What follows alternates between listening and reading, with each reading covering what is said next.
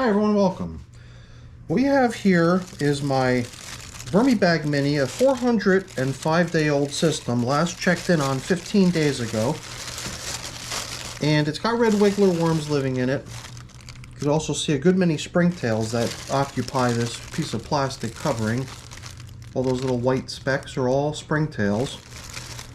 And down in the system are springtails as well, keeping our little worm friends company. So I guess my first impression here is that it does seem like there's a little bit of fresh castings being deposited out on the surface, but not a whole lot. Over here I'm seeing something that looks like it could, I don't know what that is. It seems to be a chunk of food of some sort. I wonder what. Perhaps a piece of pumpkin stem.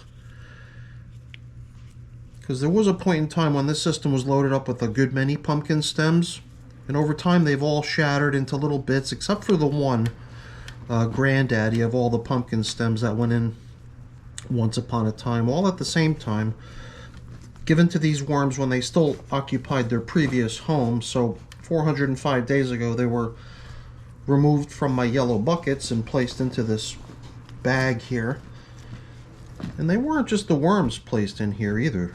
What we put in here was actually the contents of the 6-month-old yellow buckets, which meant a good 6 months worth of castings that had already developed in their previous home was going along for the ride, which is at the bottom of the system. So if we were to dig really low, we would encounter a section of just worm castings, I believe. Closer to the surface is where we've been feeding, and I always sort of tell myself not to dig down too deep. I sometimes like to excavate, especially when I want to check out how some of the old food items are coming along from days gone by. But I sort of limit myself to the depth so as to not interfere with the nice clean castings that came in with the worms when we originally launched this system. There have been 32 feedings over the past 405 days that the worms have lived in here. So this right here is the granddaddy pumpkin stem that I made reference to. Maybe it would be interesting at some point to possibly go through the video records from the yellow buckets that these worms used to occupy to see, you know, when exactly that pumpkin stem was placed into the worm system. Then we would have a better sense of how long that thing's actually been in progress. So here's one other pumpkin stem. There was a time lapse filmed in here too. The camera was pointing in through this little side window that you see here, filming a pumpkin that was given to the worms. And that might have been the stem of that pumpkin, since that pumpkin came in pretty late in the game here within the system, so not just the stem brought over from the buckets. So yeah, I think there was a good handful of stems that came over. So here we go, another old item. Oh, I just managed to shake out the contents of this chunk of gourd. This piece of gourd kind of connects up to this piece right here, and I'm tempted. Sometimes I feel like I should just take these old slow composting items and just start crushing them. You can imagine if I were to come in here one day on a whatever, if there was something really frustrating me or something, I'd be able to take out my frustrations and help some of those slow composting items along by crushing them to little bits, and we would never see them again. Well, we would see them as little bits, but we wouldn't recognize any of it. Alright, so a lot of what I've been pushing aside here, if you haven't noticed, is stuff that looks almost like wide strips of shredded paper, maybe. But my shredder is much more thin and creates shreds of paper that are about this thick right here. So what we're actually seeing there is potato peels. And here I can recognize this. This is the peel of some cantaloupe melon. So there's definitely some nice bits of leftover foods with the thin skins of some potatoes, as well as some cantaloupe melons. But those are the sort of things that might take a little bit longer for the worms to break down. If they could have eaten them by now, they would have gladly done so for us. So they're doing the best they can, but certain things are a little bit slower to break down, so those will just have to wait. Maybe I should have collected them all up into one spot so we could have put them back down into the feeding zone where the fresh food's going to go. Today's meal actually includes a little bit more of the same. Some more potato peel. Here we've also got some cabbage, and I don't even know if there's anything other than that in here. That might be the extent of what's being given to the worms today. Before we give them their food, let's start bringing in some of the stuff I wanted to build the feeding zone out of. I've got my prepared bedding, but I also thought I would try to work down a couple napkins. A lot of times I just take the entire napkin, I kind of unfold it a little bit and chuck it in. Today I figured I would try tearing them up a little bit. Let's drop in a little bit of my prepared bedding here too. So this is the size of the strips that my shredder creates right here.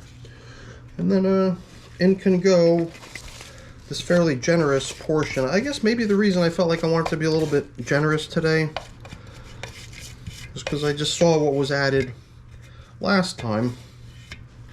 And it seemed like it wasn't much, so I wanted to be a little bit more generous on the portion today and give them a little bit more than we gave them last time. And I'm sure next time we come back in here to check on this, all those little chunks of white leftover potato on these peels will get nibbled off, but the peels will remain. And then perhaps the peels from this, all the old peels that we found along the way from the previous feeding, maybe by then those will actually have been eaten already. And then these that we're adding freshly are going to just be added later in the game. I've got a whole bunch of peanut shells that I've been trying to do away with. These are not really recognizable as peanut shells because they're all ground up into these little tiny flakes. So I've been treating it kind of like worm chow. Figure, let's see if we can do away with it, giving it to the wormies. I'm sure they'll appreciate it. And I'm also applying a nice generous portion of grit. And the grit that I usually use is pulverized eggshell. I guess you could just use like really clean, like playground sand or something. Oop, I just busted a chip off the gourd. This is usually when the damage occurs to the things that I'm trying not to damage by handling them, as I try to like push them in, because I should have added them before I added the fresh food, so that the fresh food would be piled on top of the old stuff. But whatever. The other thing I was kind of on the lookout for today, which I didn't see a whole lot of, perhaps in the very beginning I saw a little sign of what might have been some of this weird kind of moldy stuff that we've been observing here in the system growing out here on the edges. It's kind of weird. This white up on the side of the bag. I wonder if that could be some of that stuff. I mean, it would kind of look a little bit like this here, or perhaps a little bit like this here. For the past few check-ins, we've been bumping into spots where there was large chunks of that stuff growing, but I never really paid too much attention to it. Like down here, I believe we're seeing a little sign of it, but not nearly as much as we've seen in the past. So whatever. I mean, I wasn't worried about it. I was just curious to see if it's continuing to grow and thrive and become more, or is it on its way out? And it might actually be on its way out. So this stuff right here, more stuff that's been pulverized. In this case, it's pulverized mosquito dunks. And I think I saw a couple flying insects in here when we first arrived. Certainly nothing to write home about, but I believe that perhaps the application of this stuff is what has been helping us control the numbers, because for a while there, the system was really being overrun by flying insects. It was becoming very annoying.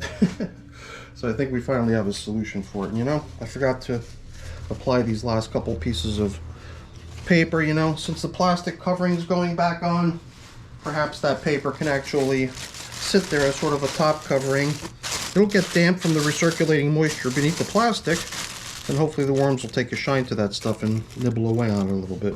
We'll see. Alright everyone, that's it for the video. Hopefully you enjoyed it. If you did, as always, Please don't forget to leave me a quick thumbs up before you go. That's always really appreciated. And if you haven't done so already, please also consider subscribing to the channel. That's very much appreciated as well. All right, everyone, have a great day. Thanks for watching. Bye now.